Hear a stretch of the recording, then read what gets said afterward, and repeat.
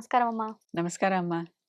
అమ్మా వివాహాల విషయానికొస్తే వివాహం అనే ఒక పదం వింటున్నాము. ఆ వ్యవస్థ అనేది కూడా ఒకే రకంగా చూస్తూ ఉన్నాం. అంటే ఒకప్పటి కాలానికి, ఇప్పటికి వివాహ వ్యవస్థలో మార్పొచ్చింది అని మాత్రమే మనం గమనిస్తూ ఉన్నాము, వింటూ ఉన్నాం. అసలు వివాహాలు, ఈ వివాహ వ్యవస్థలు అనేవి కూడా కొన్ని రకాలు ఉన్నాయి అని చెప్పి మన శాస్త్ర ప్రకారంగా, మన ధర్మం ప్రకారంగా వింటూ ఉంటాం. అసలు ఎన్ని రకాల వివాహ వ్యవస్థలున్నాయో తెలియజేయండి? శాస్త్ర ప్రకారంగా అయితే 8. హ్మ్. శాస్త్ర ప్రకారం. కానీ ఇప్పుడు మనం ప్రస్తుతం చూస్తున్నటువంటి వాటి ప్రకారం కొంతమంది గుళ్ళల్లో చేసుకుంటున్నారు. కొంతమంది చర్చిల్లో చేసుకుంటున్నారు. కొంతమంది నిఖా అని చేసుకుంటున్నారు. కొంతమంది వాటిని ఇప్పుడు రిజిస్ట్రేషన్ అనేది కంపల్సరీ చేశారు. ఉండాల్సిందే. అవును. తప్పనిసరి చేశారు.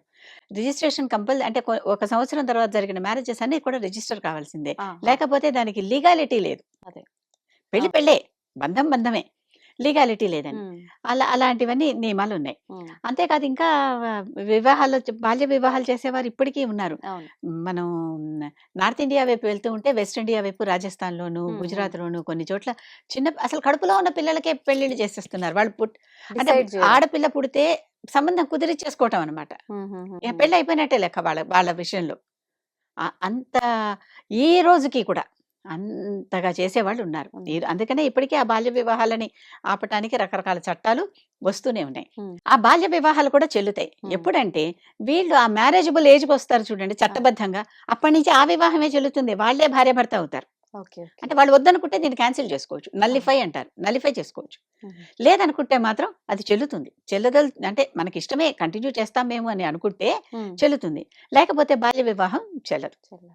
చట్టబద్ధంగా కావాలి అంటే వాళ్ళకి ఆ చట్టబద్ధమైన వయస్సు రావాలి. హ్మ్. తర్వాత మామూలుగా ఈ రోజుల్లో లెక్క ప్రకారం వయసొచ్చాక అంగీకారం అయితే చెల్లుతుంది. చె లేదంటే చెల్లదు.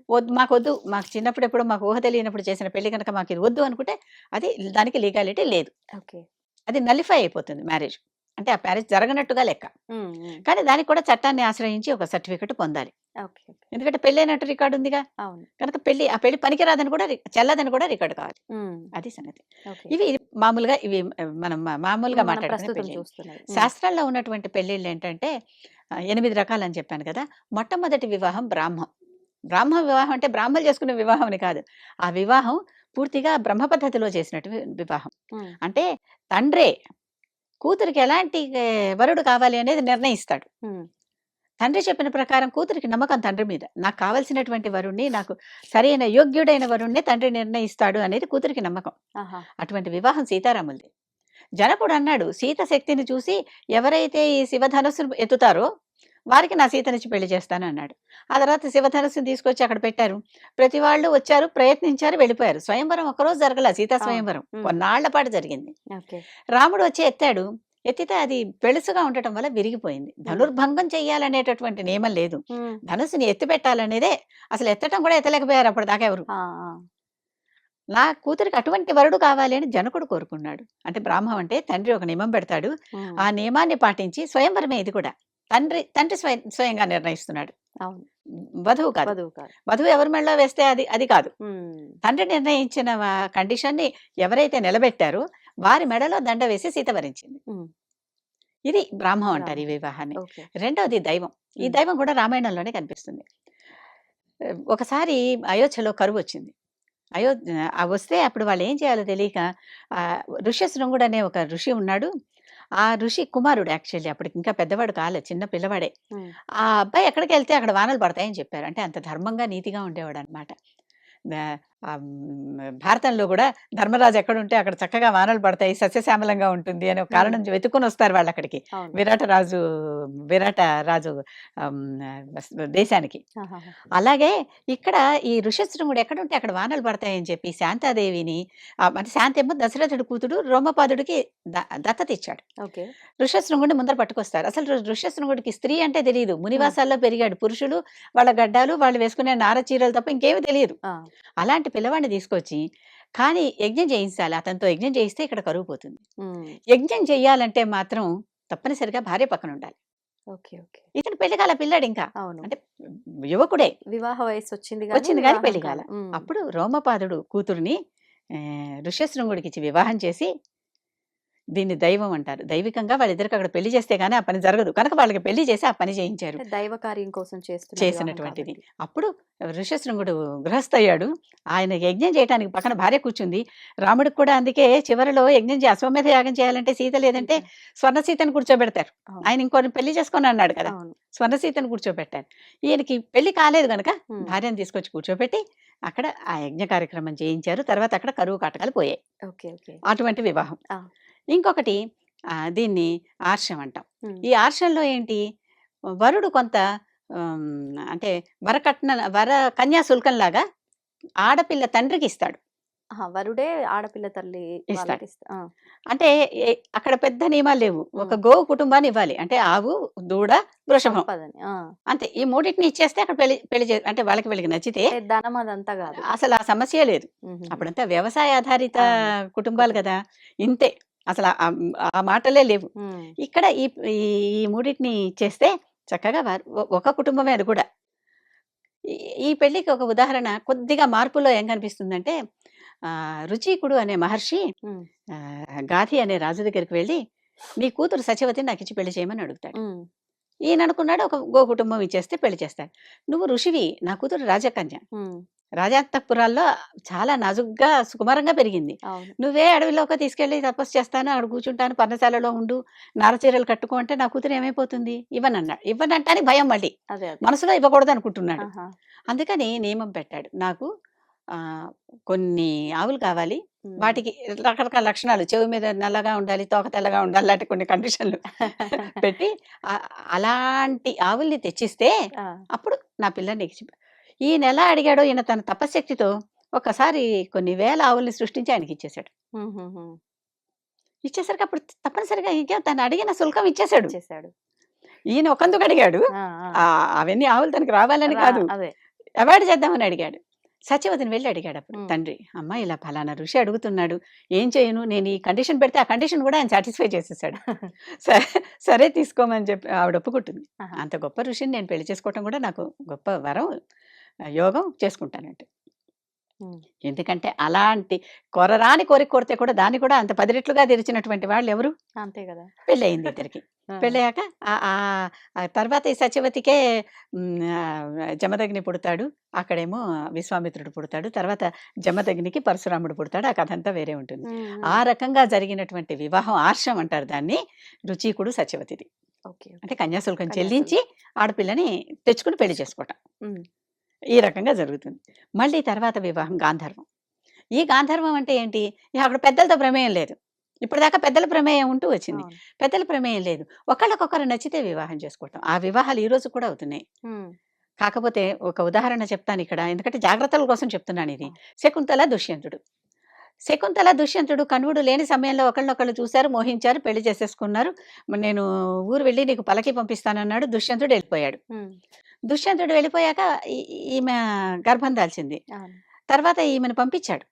కణ్వుడు తీసుకెళ్ళి అక్కడ దింపి రమ్మని భర్త దగ్గరికి పంపించాడు. హ్మ్. వీళ్ళిద్దరూ చుట్టుపక్కల ఉన్నటువంటి పంచభూతాల సాక్షిగా పెళ్లి చేసేసుకున్నాం అని చెప్పారు. అవును. గాంధర్వ వివాహం అంటే ఇది. ఆ గాంధర్వ వివాహం అయిపోయింది. హ్మ్. అంటే హ్మ్. ఏంటి? పెద్దల ప్రమేయం లేకుండా, పెద్దల అనుమతి లేకుండా, వాళ్ళ పరీక్షలు లేకుండా, పిల్లలు సాహసించి ఒకళ్ళనొకళ్ళు నచ్చేసింది అని పెళ్ళిళ్ళు చేసేసుకోవటం. అది ఈ రోజుల్లో కూడా చాలానే అవుతున్నాయి ఇలాంటివి. వాటి వల్ల తర్వాత ఫ్రిడ్జుల్లో తేలేవాళ్ళు, తందూరి కుక్కర్‌లో కుంపట్లలో ఉడికేవాళ్ళు. తేరేవాళ్ళు చాలా మందే ఉన్నారు. ఎన్నైనా. అవునా? అలాంటివన్నీ. కనుక చాలా జాగ్రత్తగా ఉండాల్సిన విషయం ఇది. హ్మ్. గాంధర్వ ఇవన్నీ అప్పుడు కూడా ఉన్నాయని చెప్తున్నా నేను. ఉన్నాయి. అవును. తర్వాత పంపిస్తే దుష్యంతుడు ఏం చేశాడు? ఈవిడెవరో నాకు తెలీదన్నాడు. మర్చిపోయారు. మర్చిపోయాడో లేకపోతే ఋషికన్య అని ఇప్పుడు నాకు ఈ ఇంత పెద్ద రాజుగా పట్టాభిషేకం చేసుకొని సింహాసనం మీద కూర్చోబెట్టుకుంటే ఈవిడ నా పక్కన మహారాణి ఏమిటనుకున్నాడు? హ్మ్. తెలీదుగా. కారణం ఏదైనా అయ్యుండొచ్చు. కాకపోతే ఇక్కడ కాళిదాసు శాకుంతలం అభిజ్ఞాన శాకుంతలం అనే నాటకం రాస్తూ, ఆ నాటకంలో తన హీరో మరి దుష్యంతుడు కదా! దుష్యంతుడి క్యారెక్టర్ నిలబెట్టడానికి ఏం చేశాడు? ఒక ఉంగరాన్ని సృష్టించాడు. వీళ్ళిద్దరూ ఉంగరాలు మార్చుకున్నారు. ఈ ఉంగరం ఈవిడ పారేసుకుంది. ఆ రాజముద్రిక ఉన్న ఉంగరాన్ని చూస్తే దుష్యంతుడి గతం గుర్తొచ్చేది. హ్మ్. అసలు ఉంగరం కథ భారతంలో లేదు. ఆ! ఇదంతా భారతంలో ఉన్న కథ. కల్పితమా ఇది? మరి తన హీరోని పడేయటానికి ఇష్టం లేక హీరో ఓహ్! క్యారెక్టర్ తగ్గకూడదు. హీరో ఒక దెబ్బ కొడితే 6 రౌడీలు పడిపోవాలక్కడ. హీరోకి ఎన్ని బుల్లెట్లు తగిలినా లేచి నుంచుని పాట పాడగలగాలి. మళ్ళీ యుద్ధం చేయగలగాలి. కనుక అలాంటిది అప్పుడే కాళిదాసే సృష్టించాడు ఇది. వీళ్ళందరూ కాదు, కాళిదాసే సృష్టించాడు. కాళిదాసు సృష్టించాడు, ఉంగరాన్ని సృష్టించాడు. ఈ ఉంగరం కథ భారతంలో ఎక్కడా కనిపించదు. హ్మ్. ఈ ఈ ఈ పర్వంలో భారతంలో ఎక్కడా కనిపించదు ఈ కథ. హ్మ్. కాళిదాసు అభిజ్ఞాన శాకుంతలంలో ఉంగరం పెట్టాడు. ఆ ఓకే. ఉంగరం మళ్ళీ దొరికాక అప్పుడు దుష్యంతుడికి శకుంతల గుర్తొచ్చింది అంటాడు. హ్మ్. కానీ భారతంలో ఉన్న కథ ఏంటి? భారతం మనకు తెలుసు కదా, మహాభారతం. దాంట్లో ఉన్న కథ ఏంటి?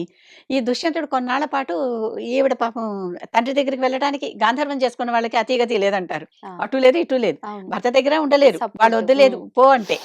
వాళ్ళు వద్దు అంటే ఉండలేరు. కావాలని చేర్చుకున్న వారి సంగతి వేరే. అవును. లేదు, ఇటు తండ్రి దగ్గరికి మళ్ళీ తిరిగి మొహం చెల్లదు, వెళ్ళలేదు. వెళ్ళలేరు. వాళ్ళ సపోర్ట్ కూడా ఉండదేమో. ఉండదు. చాలా హ్మ్. మందికి ఉండదు. ఉండదు. అవును. చాలా మందికి ఉండదు. అప్పుడు ఏమైతోంది, ఈ ఈ అమ్మాయి ఎక్కడో అరణ్యంలో ఏదో ఋషి వాటికలో చేరి వాళ్ళ దగ్గర పిల్లాడిని పెంచుకుంటోంది. భరతుడు పుట్టాడు. వాడు సింహం మీద ఎక్కి స్వారీ చేస్తూ ఉంటే వేటకు వచ్చిన దుష్యంతుడు చూసి, ఇంత గొప్ప పరాక్రమవంతుడా నా కొడుకు. అప్పుడు ఈవిడ నా భార్య, వీడు నా కొడుకు అని ఒప్పుకున్నాడు. అంటే మనం నిరూపించుకోవాల్సి వస్తుంది అదే కదా! గాంధర్వంలో. గమనించారా? అటువంటి కొంచెం ప్రమాదకరమైన వివాహం అంటే యాహ్! నెమ్మదిగా వివాహాలు ఎలా వస్తున్నాయో ప్రమాదం. ఇంకోటి ప్రాజాపత్యం. ఇది ఈ రోజుల్లో చాలా జరుగుతాయి ఇలాంటివి. హ్మ్. ఇప్పటికీ జరుగుతూనే ఉన్నాయి. హ్మ్. అంటే ఇరువైపుల పెద్దలు కూర్చొని అటు 7 తరాలు, ఇటు 7 తరాలు అనుకోండి. ఇప్పుడు అన్ని తరాలు చూడటం లేదు. అది వేరే విషయం. చూసుకుని మనకి సరిపోతుందా అని అనేది గమనించుకుని పెద్దలు నిర్ణయిస్తారు. వధూవరణం వర నిర్ణయం చేసుకుంటారు. హ్మ్. హ్మ్. చేసుకుని అంటే ఇరువైపుల పెద్దల పాత్ర ఉంది ఇక్కడ. ఉంది. వీళ్ళు చేసుకుని ఆ తర్వాత ఈ ప్రాజాపత్యంలో ఒక నియమం ఏంటంటే ఈ ఈ ఈ రకంగా పెళ్లి చేసుకున్న వాళ్ళు సన్యాసం తీసుకోకూడదు. ఆహా! సన్యాసం తీసుకోవాలంటే భార్య అనుమతి కావాలి. ఓకే. ఓకే. వివాహం ముందరైతే తల్లి అనుమతి కావాలి. హ్మ్.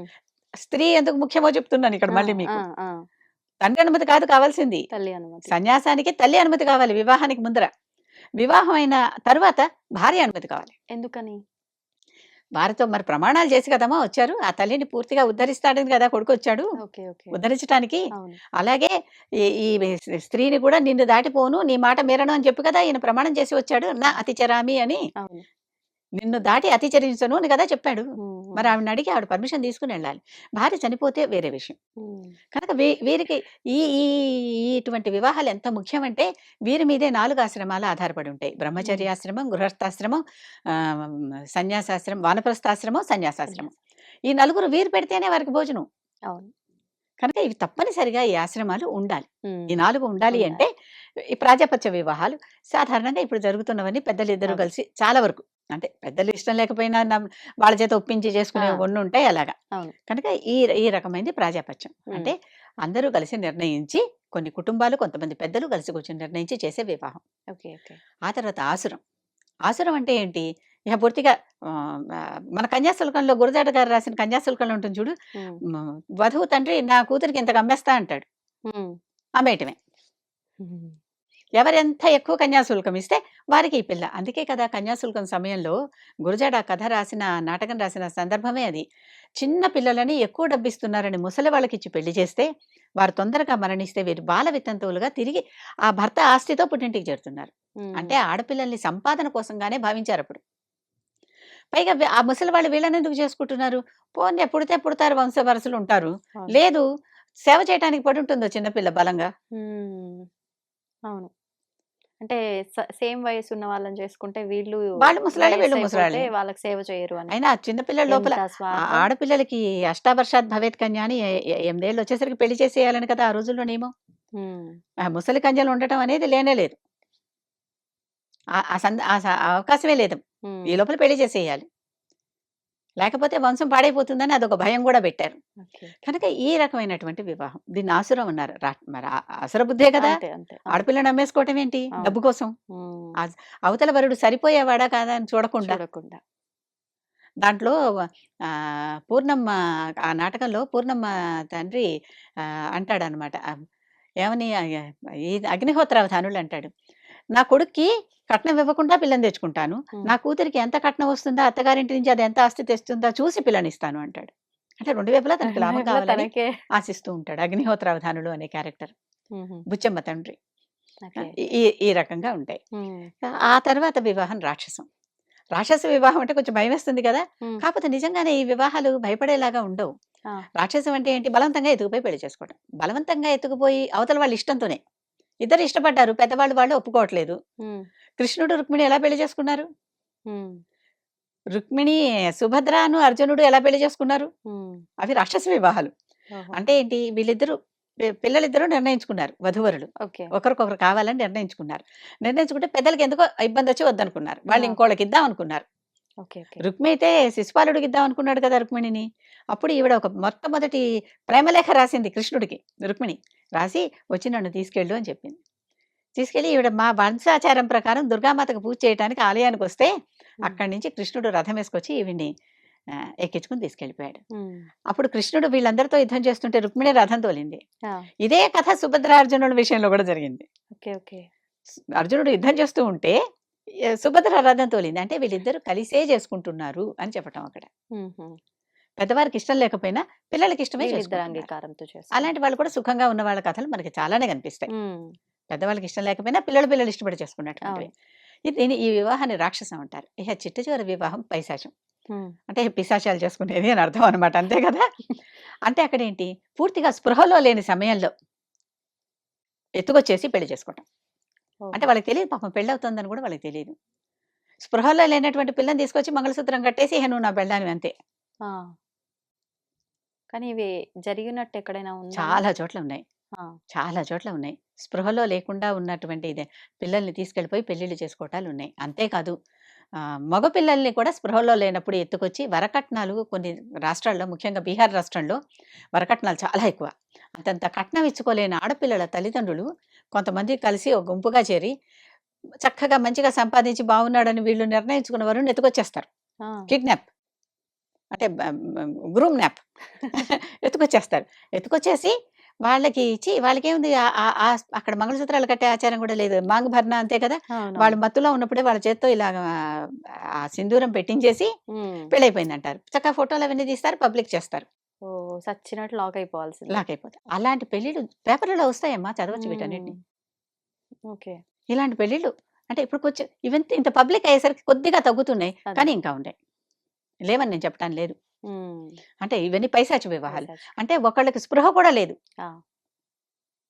ఇద్దరికీ కూడా స్పృహ లేకుండా ఆస్తుల కోసం చేసేవాళ్ళుంటే అది కూడా ఉన్నారేమో మరి. అదే. స్పృహ లేని విషయంలో అంగీకారం కాదు అసలు తెలివి కూడా లేదు. తెలియని గూడా లేదు. హ్మ్. జరిగేటటువంటి విశాచాలు పిశాచ వివాహాలు. పైశాచిక పైశాచం. వివాహం. ఇవి 8 రకాలు. ఇప్పుడు ఒక్కొక్క వివాహం ఆచరించే తంతు ఒక్కొక్క రకంగా ఉంటుందమ్మా? తంతు వేరుంటుంది. ఇంటి సంప్రదాయాన్ని బట్టి మారుతుంది. ఓకే. అంటే ఇ శాస్త్రంలో ఈ విధానంని, ఈ తంతు ప్రకారమే అనేది ఏమీ లేదు. లేదు. లేదు. ఓకే. ఎందుకంటే రాముడు పాణిగ్రహణం చేశాడు హ్మ్. సీతకి. హ్మ్. అవునా? హ్మ్. అదే పాణిగ్రహణం కృష్ణుడు కూడా రుక్మిణికి చెయ్యి అందించి రథం మీదకి ఎక్కించుకున్నాడు. హ్మ్. హ్మ్. లలితా సహస్రనామంలో కామేశబద్ధ మాంగళ్య సూత్ర శోభిత కంధర అనుంది. అంటే కామేశ్వరుడు కట్టినటువంటి మాంగళ్యంతో ఆవిడ కంఠం చూడు ఎంత శోభిస్తోందో అంటారు. ఆ! అంటే అక్కడ సూత్రం మాంగళ్య ఉంది. ధారణ. హ్మ్. కనుక ఒక చోటేమో మాంగ్ భర్ణ అంటారు. ఆ పాపిట మార్గంలో కుంకుమ. కుంకుమ పెట్టేస్తే వాళ్ళకి పెళ్ళైపోయినట్టు. అవును. ఒక చోట మంగళసూత్రాలు కడితే పెళ్ళైపోయినట్టు. కొన్ని చోట్ల నల్ల కొన్ని పూసలు. మతాల వివాహాల్లో ఆడపడుచొచ్చేసి నల్ల పూసలు వేసి అంటే ఆ! వీళ్ళు మాత్రం ఒప్పుకోవాలి. అదే. ఆ! కుబుల్ హై అనాలి. మేము ఒప్పుకున్నాం అని చెప్పాలి. హ్మ్. అయ్యాక పెళ్ళైపోతుంది. ఓకే. ఓకే. వాళ్ళకి కూడా కట్నాలుంటాయి. మెహర్ అని ఆడపిల్ల కట్నం ఇస్తారు. హ్మ్. ఆడపిల్లకి ఎదురిస్తారు అవును. పురుషుడు. అది ఓకే. కూడా ఓకే. ఉంటుంది. అది స్త్రీధనం కింద లెక్క. ఆ హ్మ్. స్త్రీధనం పూర్తిగా స్త్రీదే. ఆ స్త్రీ తన ఇష్టం వచ్చినట్టు వాడుకోవచ్చు. ఓకే. అందుకనే కొన్ని చోట్ల ఆడపిల్లలని ఎక్కువ మెహర్‌కి వృద్ధులకి అమ్మేసి అలాంటి కేసులున్నాయి. కోర్టుల్లో నడుస్తున్నాయి. సమాజంలోనూ నడుస్తున్నాయి. హ్మ్. మన హైదరాబాద్‌లో కూడా నడుస్తున్నాయి. ఇచ్చేసి ఆడపిల్లల్ని ఆ విధంగా ఎక్కువ కట్నానికి ఇచ్చేసి ఆ ఆడపిల్ల స్త్రీధనాన్ని తల్లిదండ్రులు తీసేసుకోవటం. ఆ! చిన్న పిల్లలు గదా! వాళ్ళకి తెలీదు. అవును. లేకపోతే ఏదో ఎమోషనల్ బ్లాక్‌మెయిల్ చేస్తారు. అవును. నువ్విలా చేసుకుంటే మిగిలిన కుటుంబం అంతా బావుంటుంది వగైరా. అంతే. అసలే ఆడపిల్లలు లేదు అంటే ఆ! నువ్వు చేసుకోకపోతే మేము ఆ! చచ్చిపోతామని. ఎన్ని రకాల ఏదో రకంగా బ్లాక్‌మెయిల్స్ అయినా చేయొచ్చు. బ్లాక్‌మెయిల్. హ్మ్. అలాంటివి. అవును. ఇవన్నీ పైశాచమే. హ్మ్. చూస్తున్నాం గదా! అవును. పైశాచం, ఆసురం. కట్నాలకు అమ్మేసుకోవటం ఏంటి ఆడపిల్లల్ని? అంతే గదా! ఆసురం. దానికి మత భేదాలు లేవు. కుల హ్మ్. భేదాలు లేవు. డబ్బే అవును. అంతే. ఏమన్నా అంటే శివరూపాయ రూపాయ, హ్మ్. విష్ణు రూపాయ రూపాయ అనుకుంటూ దండం పెట్టుకొని డబ్బులు తీసుకొని పోతారు రూపాయలు. అక్కడ రూపాన్ని గాదు, రూపాయిని జూస్తున్నారనా? ఓహ్! ఓకే. ఓకే. హిందీలో ఓ పాటుంది. సినిమా పాట. హ్మ్. నా బీబీ నా బచ్చా, నా బాప్ బడా నా భయ్యా, మయ్యా the whole thing is that రే భయ్యా సబ్సే బడా రూపయ్యా. ఆ సినిమా పేరు కూడా సబ్సే బడా రూపయ్యా. ఆ! ఓకే. ఓకే. ధనమూలమిదం జగత్ అని ఎందుకంటున్నామో అదే. అదే. అర్థమైందా? ఏ అవును. భాషలో అన్నా ఇప్పుడు అందరికి ఒకేలాగా ఉంటుందంటే ఎవరికైనా చివరికి రూపాయికే దిగుతున్నారు అందరూ. అంతే. సో, ఇవి. హ్మ్. ఇహ పరిహారాలుంటాయి. పరిహారాలంటే ఏంటి? మనకి భారతంలో ఒకటి బాగా కనిపిస్తుంది. హ్మ్. గాంధారికి వైధవ్య దోషం ఉన్నదని హ్మ్. మొట్టమొదట ఒక పొట్టేలుని తెచ్చి పెళ్లి చేస్తారు గాంధారికి. పొట్టేల్ని. హ్మ్. ఆ! తెచ్చి తర్వాత దాన్ని వధించేస్తారు. చంపేస్తారు. ఆహా! అప్పుడు ఆ వైధవ్య దోషం పోయింది. మొదటి భర్త పోయాడు. అంటే అక్కడ మానవుడే పెళ్లి చేసుకోవాలా అవసరం ఏమీ లేదు. లేదు. ఆ! అయ్యో! చెట్టుకి కూడా పెళ్లి చేస్తారుగా. రంభా ఆ! వివాహం అంటారు. అరటి చెట్టుకి పెళ్లి చేస్తారు. అంటే ఓహో! అక్కడ అరటి చెట్టుని తీసుకొచ్చి పెడతారు. అంటే నిలువు అరటి చెట్టే. తీసుకురావటం కాదు. చెట్టు దగ్గరికే వెళ్లి హుహు. ఆహ్, ఆహ్, పెళ్లి చేసేసి ఆ తర్వాత ఆ చెట్టుని నరికేస్తారు. ఆ హుహుహుహు. దోషం ఏదో అప్పుడు పోయింది. ఓకే. ఓకే. జంతువు గాని, అంటే చెట్టు అది గాని మగవారికైనా, ఆడవారికైనా ఎవరికైనా రంభా అంటే వివాహం. ఎలాంటి దోషం ఉంటే ఈ అంటే చెట్టు పునర్వివాహ దోషం. అంటే ఈ రెండో భార్యతో, పెళ్లి ఈ భర్తతో పూర్తిగా వీళ్ళుండరు. వాళ్ళు చనిపోతారు అనుకున్నప్పుడు మొదట్లోనే వాళ్ళ పాత్ర ఒకటి పరిహరించేయటం అనమాట. రెండో వివాహానికి అన్ని దోషాలుండవు. అసలు రెండో వివాహానికి ముహూర్తం చూడక్కర్లా, మూడమి చూడక్కర్లా, ఇలాంటివేం చూడక్కర్లా గూడా. జాతకాలు చూడక్కర్లా. ఆహా! అంటే ఏ విధంగా అయినా సరే ఫస్ట్ వివాహం బ్రేక్ అయితే రెండో వివాహానికి ఎవరికైనా చూడాల్సిన అవసరం లేదంటున్నారా? అవసరం లేదు. ఓకే. ఓకే. అయినా చూడాలి అని చూసేవాళ్ళు ఉన్నారు. అది వేరే విషయం. హ్మ్. అది ఎవరిష్టం వాళ్ళది. ఓకే. సాధారణంగా చూడకపోయినా కూడా వీటికేం పర్వాలేదు. ఎందుకు చూడొద్దమ్మా? అంటే ఫస్ట్ జంట ఆ వేరు, ఈ జరిగిందేదో జంట వేరు. మొదటిసారి జరిగినట్టు అసలు అంటే ర దోషమంతా అక్కడే పోయింది రెండో అనా? పెళ్లిని పెళ్లి అంటారు గానీ, వివాహం అని కూడా అనకటానికి వీల్లేదంటారు. పెళ్ళికి, వివాహానికి తేడా ఈ ఏంటమ్మా? తెలుగు పదం, అది సంస్కృత పదం అంతే తేడా. మరి? అంటే సంస్కృతంలో ఉంటే ఏదో కాస్త దానికి ఒక ఎఫెక్ట్ ఉంది. దీనికి అంటే ఎఫెక్ట్ ఈ విలువ లేదా ఈ పెళ్ళికనా? అని అంతే. ఓహ్! కానీ లీగల్‌గా చట్టబద్ధత ఉంది. ఆ! చట్టబద్ధత ఉంది. ఓకే. ఓకే. ఆ పెళ్లిని తక్కువ చేయటానికి వీల్లేదు. ఆ పెళ్లికి ఎంత విలువుందో ఆహ్, ఆహ్, ఆ మరణం తర్వాత కానీ, విడాకుల తర్వాత కానీ రెండో పెళ్లి చేసుకుంటే పూర్తిగా చట్టబద్ధత ఉంది. హుహుహు. ఆఫ్‌కోర్స్ ఈ రోజుల్లో అయితే రిజిస్టర్ కూడా చేసుకోవాలి. ఓకే. అది అది ఆ కండిషన్ ఉంది.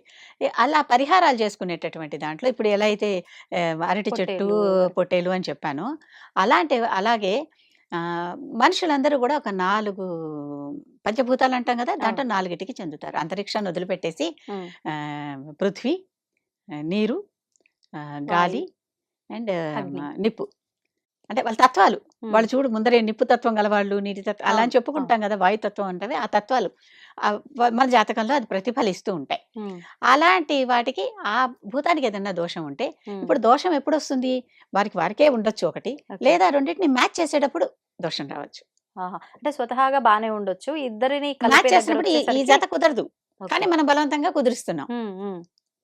అది ప్రేమించో, మరొక కారణానికో, పెద్దలు కుదిరిచ్చో, వీళ్ళే చేసుకునో మొత్తానికి కలుపుతున్నాం. కలుపుతున్నారు. అలాంటప్పుడు దానికి సంబంధించిన పరిహారం. ఆ హ్మ్. భూత శుద్ధి చేసుకుంటే అప్పుడు ఆ పెళ్లి చేసుకోవచ్చు. ఆ పరిహారం అంటాం దీన్ని. ఓకే. కొన్ని పెళ్ళిళ్ళలో ఏమంటారు, ఉప్పు దానం చేసేసేయండి. ఆ హుహుహు. దానం చేస్తే ఆ దోషం పోతుంది. మీరు మళ్ళీ పెళ్లి చేసుకోవచ్చు. లేతే ఆ! ఇంకోటి దానం చేయండి. ఆ దోషం పోతుంది. పెళ్లి చేసేసుకోవచ్చు. హ్మ్. కొన్ని కొన్ని పెళ్ళిళ్ళలో పేరు మారుస్తారు. అవును. చాలా వరకు పేరు ఆ! మారుస్తారు. అంటే అది తేలిక పద్ధతి. హ్మ్. అసలు పేరు ఒకటుంటుంది. హ్మ్. హ్మ్. పెళ్లిలో పేరు మార్చేస్తే ఆ పాత పేరుతో పేరు మ్యాచ్ అవ్వటం లేదు. మరి జాతకాలు లేని వాళ్ళకి పేర్లే గదా! హ్మ్. నామనక్షత్రాలను బట్టే గదా జేస్తారు.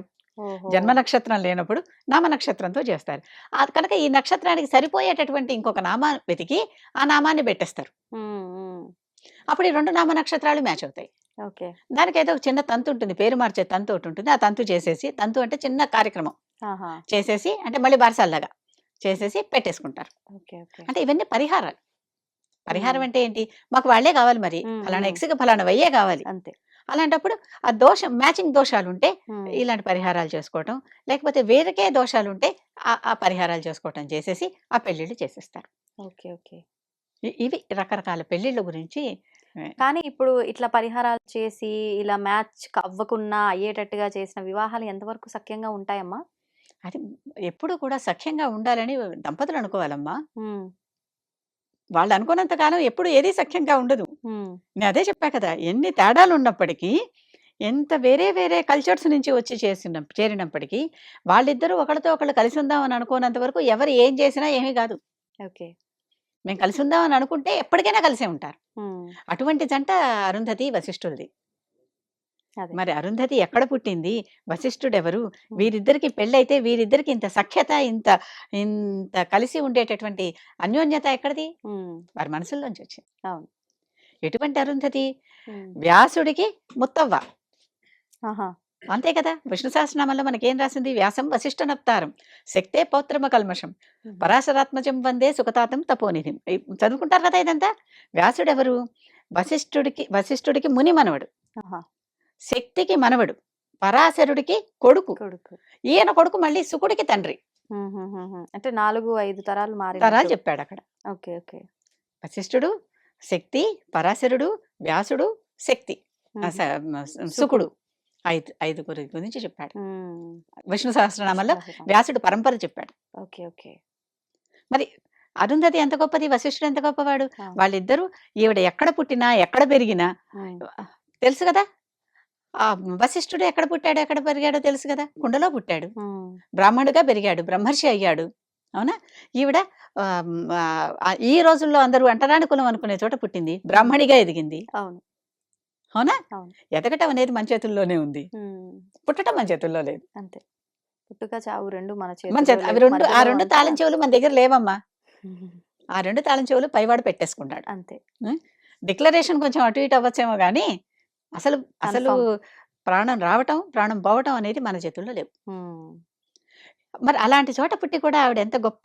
వ్యాసుడికి ముత్తవ్వ. అవును. జేజమ్మ అంటారో ముత్తవ్వ అంటారో ఏమో. అదే. నప్త్రి అంటారు సంస్కృతంలో. అంటే ముని మనవరాలు. ఈయనేమో నప్తారం అంటారు, అంటే ముని మనవడు. ఓహో. మొత్తానికి సంస్కృతం కూడా నేర్పించేస్తున్నారు అనమాట మాకు వరుసలు. కనుక పెళ్ళిళ్ళు అంటే ఎలా అవుతాయో చూడండి. అవును. ఎంత ఇప్పుడు పెళ్ళిళ్ళు విచ్ఛిన్నం అవుతున్నాయంటే దోషాలు పెళ్ళికొడుకు పెళ్లి కూతురులోనిదే ముఖ్యంగా. అంటే పక్క వాళ్ళు కూడా ఉంటాయి. పక్క వాళ్ళు ఎన్ని చేసినా మనం రెచ్చిపోతే కదా జరిగేది. అంతే. అంతే. రెచ్చగొట్టే వాళ్ళు రెచ్చగొడుతూనే ఉంటారు. అంతే. అంతే కదా. రెచ్చగొట్టే వాళ్ళు రెచ్చగొడుతూనే రెచ్చిపోకుండా ఉంటారు. ఉండడమే మనం చేయాల్సింది. మనం ఓ చోట ఫస్ట్ మనకు ఒక క్లారిటీ ఉండాలి, క్లారిటీ ఉండాలి. మనకు ఒక ధర్మం మీద ఒక అవగాహన, అవగాహన ఉండాలి. ఆచరణ. సంతోషం అమ్మా, ధన్యవాదాలు.